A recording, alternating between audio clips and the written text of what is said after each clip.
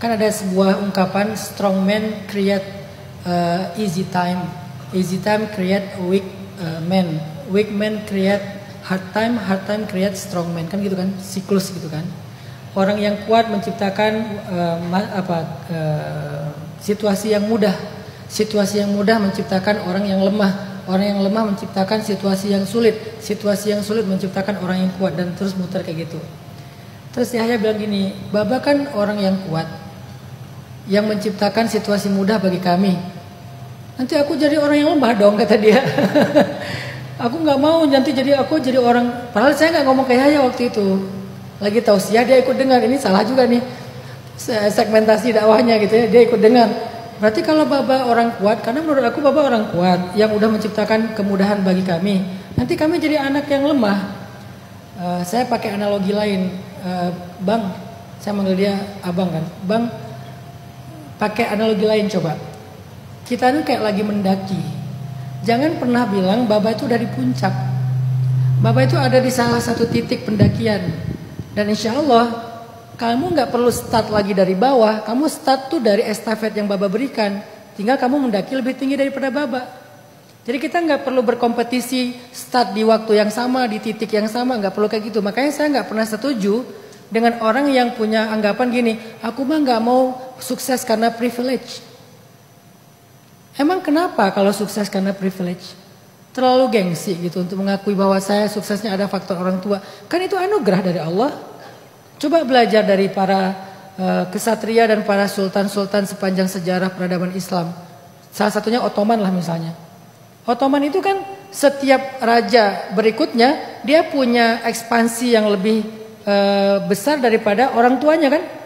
Tapi dia nggak perlu memulai kerajaan itu dari nol seperti zamannya Osman Bey. Dari Osman Bey nanti muncul Orhan, dari Orhan muncul Sultan Murad muncul Sultan Bayazid dan seterusnya. Mereka tuh nggak perlu Sultan Murad mulai lagi mendirikan negara dari awal seperti Osman kakeknya. Ya ngapain coba? Kenapa nggak terusin aja? Tapi yang membedakan kamu dengan orang tua kamu punya achievement sendiri. Tapi startnya nggak perlu sama gitu. Nah Mbak Nida nggak perlu membandingkan diri Mbak Nida dengan ibu. Kalau bagi Mbak Nida ibu itu terlalu keren. Kenapa nggak pakai estafetnya ibu aja? Arti estafet di sini bukan proyek yang sama ya, tapi privilege yang diberikan oleh ibu dalam bentuk inspirasi kah mungkin, atau dalam bentuk support system kah mungkin, apapun itu privilege-nya. Karena saya adalah estafet ibu saya. Walaupun ibu saya orang miskin, privilege-nya ibu saya bagi saya itu bukan kekayaan. Privilege yang saya dapatkan dari ibu saya itu bukan harta. Privilege yang saya dapatkan dari ibu saya adalah kasih sayang yang utuh. Kita emang miskin, kekurangan harta, tapi kita kelebihan kasih sayang. Itu privilege. Dengan privilege itu saya jadi melanjutkan aja nih perjalanan saya dari start yang di depan, nggak perlu lagi start dari awal. Karena ibu saya merintis kasih sayang rumah tangga itu dari masalah rumah tangga yang nggak mudah juga, berat awalnya. Ketika awal menikah beliau berat banget, banyak ujian, sampai akhirnya beliau bisa memberikan kasih sayang yang besar. Tinggal kita lanjutin. Nah, apa privilege yang diberikan ibunya Mbak Nida? Apakah inspirasi? Apakah support system? Apakah nasihat-nasihat? Kenapa nggak lanjutin aja? Tanpa harus mengcompare diri kita dengan beliau, siapa yang lebih hebat. Semua orang punya achievementnya sendiri-sendiri. Tinggal manfaatin aja anugerah-anugerah yang Allah berikan kepada kita. Kalau nggak ada privilege dari orang tua, berarti privilege langit. Nabi Muhammad nggak dapat privilege dari orang tua, tapi dapatnya dari mana?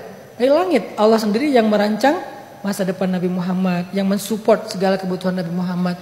Intinya sih udah aja fokus dengan achievement kita, tanpa harus membanding-bandingkan. Karena setiap orang itu punya masanya sendiri-sendiri, dan setiap masa itu ada mutiaranya sendiri-sendiri. Tapi kalau udah mulai comparing, jangankan dengan orang tua, dengan teman aja jadi nggak nyaman. Dengan saudara, dengan orang tua, dengan pasangan, capek nanti hidup kita. Jadi stop comparing. Makanya tadi dibilang start a new life and stop paying attention ke hal-hal yang bikin kita ngerasa nggak nyaman, yang bikin kita nggak bisa improve, yang bikin kita nggak ke unlock. Itu stop paying attention ke hal-hal yang kayak gitu.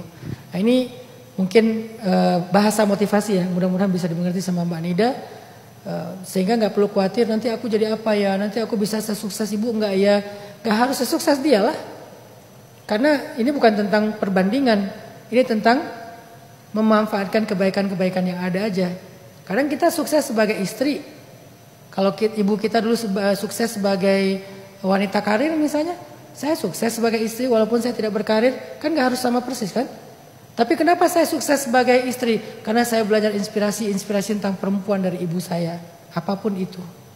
Allahu a'lam.